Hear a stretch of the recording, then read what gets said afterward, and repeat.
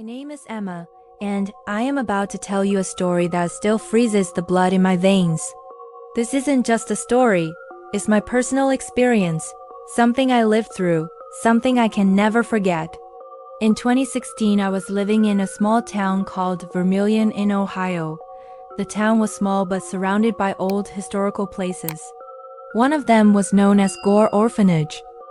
Since childhood, I had heard stories about this place, that it was haunted by the souls of children who had burned alive in a terrible fire decades ago.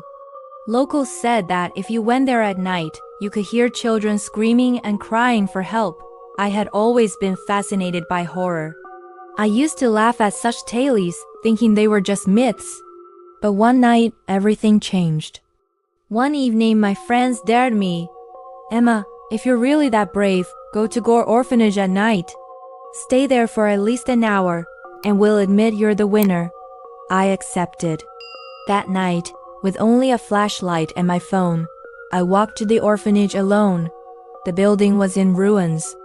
The doors were broken, the walls cracked.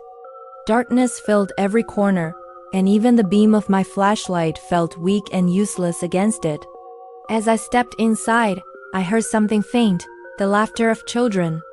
At first, I thought it was just my imagination, but the deeper I went, the louder it became.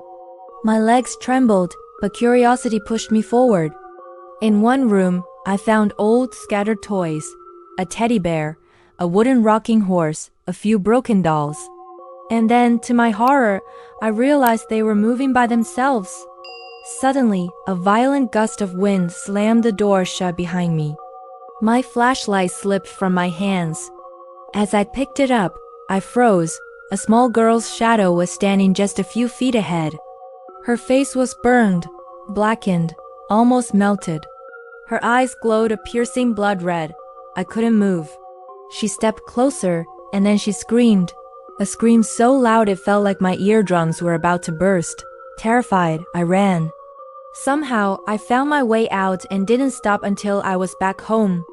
That night, I convinced myself it was just a nightmare. But the real horror had only begun.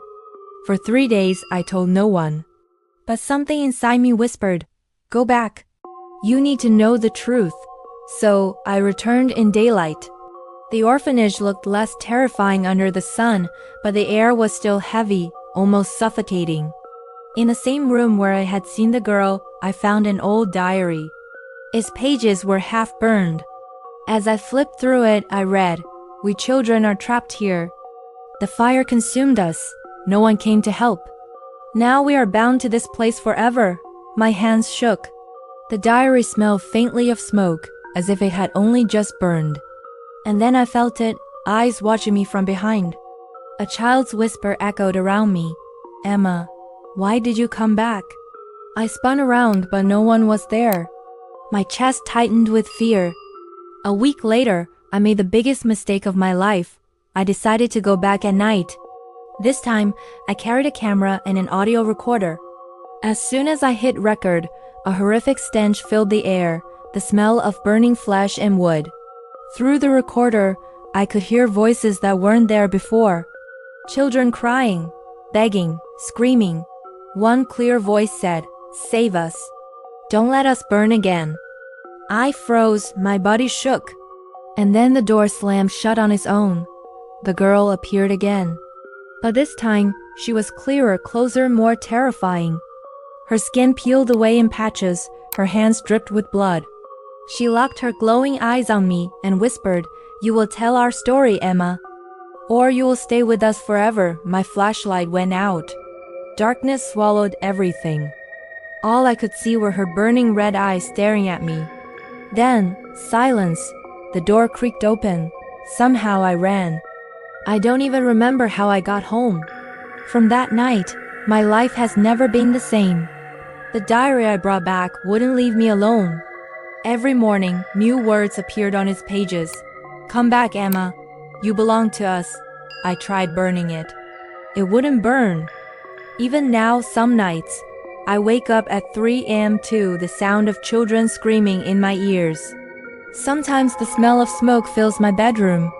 Sometimes I feel a small hand tugging at my blanket. And worst of all, sometimes I hear that little girl's voice right beside my ear whispering, "I'm still here, Emma." I don't know if what I experienced was real or just my mind playing tricks on me.